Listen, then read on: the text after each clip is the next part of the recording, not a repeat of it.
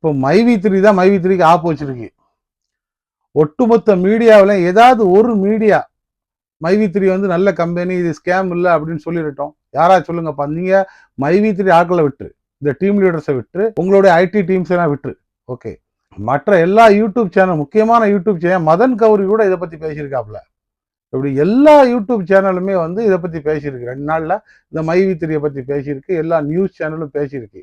ஏதாவது ஒரு சேனல் இது ஸ்கேம் இல்லை, இது நல்ல கம்பெனி தான், மக்களுக்கு பணம் கொடுத்துக்கிட்டு இருக்காங்க அப்படின்னு சொல்லத்தை எடுத்து போட்டு விடுங்க. அவங்க நீங்க ஏதாவது முடியாது.